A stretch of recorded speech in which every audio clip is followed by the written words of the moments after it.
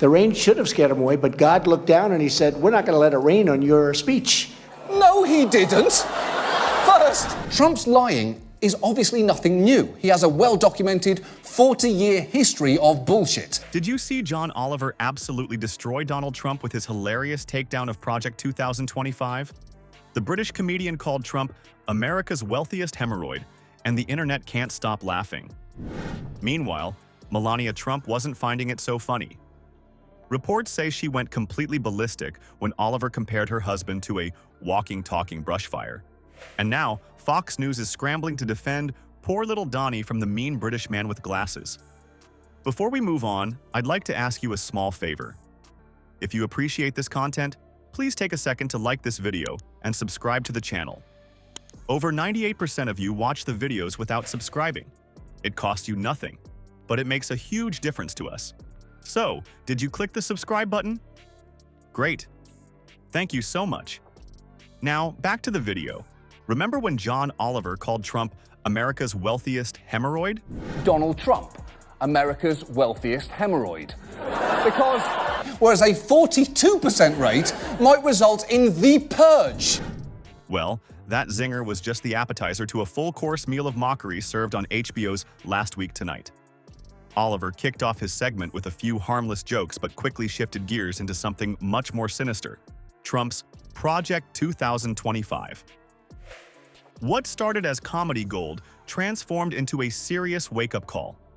The British comedian with the razor-sharp wit described Trump as Rome burning in man form and a walking, talking brush fire, getting the audience rolling with laughter while setting the stage for the real bombshell. The man voted least edible by Cannibal magazine 6 years in a row. What is wrong with you, you colossal creep? You found the only possible wrong answer to that question. But here's where things got really interesting. Oliver didn't just throw insults and walk away. He systematically tore apart Trump's entire political comeback strategy. He exposed Project 2025 as more than just another weird Trump campaign promise. According to Oliver, this master plan would essentially transform our government into a Trump-branded theme park, complete with all the tacky gold fixtures and inflated ego you'd expect. The HBO host painted a terrifying picture of America's potential future, a diet version of North Korea, with Trump playing the role of spray-tan supreme leader. Oh, we're not going to be a laughingstock anymore, huh? It is insane that Trump, this guy, well, which one is it then? Because a 4.9% rate might result in a cautiously constrictive monetary policy. Pretty funny until you realize he wasn't joking about the plan's actual contents. Oliver revealed that Project 2025 would hand Trump the power to fire any government employee who doesn't pledge total loyalty, basically turning civil service into a reality show where Trump gets to yell, "You're fired," at anyone who thinks independently. What's even scarier, the plan apparently includes something that sounds an awful lot like a Department of Loyalty oaths. If that doesn't send shivers down your spine, you might already be too far gone into MAGA land. Oliver brilliantly showcased Trump's disconnect from reality by playing clips of him making absolutely bonkers claims, like how it didn't rain during his inauguration because God looked down and personally kept the skies clear. The rain should have scared him away, but God looked down and he said, we're not going to let it rain on your speech. No, he didn't. First, Trump's lying is obviously nothing new. He has a well-documented 40-year history of bullshit. Trump's ability to create his own alternative facts was on full display. What made Oliver's takedown so effective wasn't just the jokes. It was how he balanced comedy with genuine journalistic investigation. He didn't just make fun of Trump's hair or hands, though let's be honest, that's always entertaining. Instead, he exposed the genuine danger behind Project 2025 while keeping viewers engaged through humor. Oliver's comedy might have left viewers in stitches, but inside Mar-a-Lago, it triggered what insiders describe as an emotional explosion that could have registered on the Richter scale.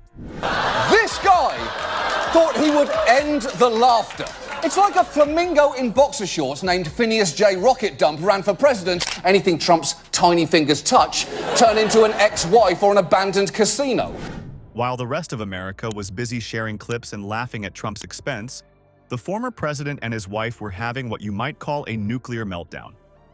According to sources close to the Trump household, Melania went completely ballistic when she saw Oliver comparing her husband to a walking, talking brush fire. And if you think her Christmas decorations looked cold, you should have seen her face when the HBO segment went viral.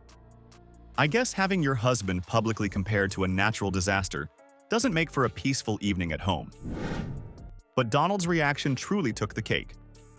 The former president, known for his cool and measured responses to criticism, just kidding, logged onto Truth Social at 3 a.m. to unleash a barrage of rants.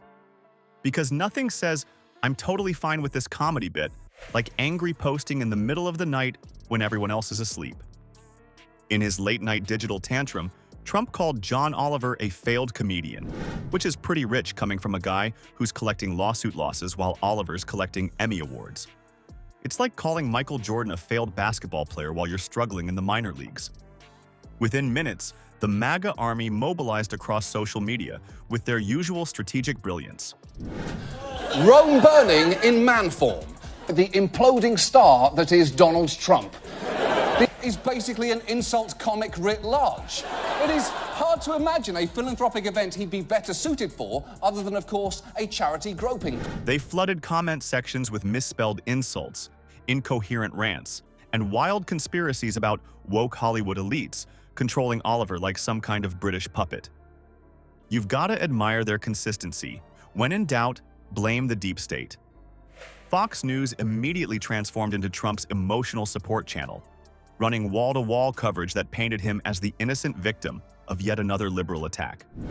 Not once did they address the actual substance of Oliver's critique. That would require, journalism. The cherry on top? Trump called into Fox News for a 30-minute therapy session where he actually claimed to be the funniest man in America. Apparently, nothing demonstrates your superior sense of humor like threatening legal action against a comedian for making jokes. Some reports suggest Trump considered suing Oliver, proving once again that nothing says, "I can take a joke," like calling your lawyers after being roasted. What we've witnessed between Oliver and Trump isn't just entertaining. It's revealing something bigger about our political world. Political comedy has become a powerful weapon against propaganda, cutting through the noise with sharp truths wrapped in jokes. Media experts have noted this shift, with comedy now serving as a crucial counterbalance to traditional news. But here's the serious part. While we're busy laughing at Trump's ridiculous responses and Melania's meltdowns, we might be missing the real danger. As Oliver himself warned, while we're busy memeing him into oblivion, he's busy assembling a political Death Star. Experts aren't joking when they describe Project 2025 as an autocratic wish list designed to dismantle democratic institutions from within. So laugh at Trump's tantrums if you want, but don't forget what's happening behind the comedy.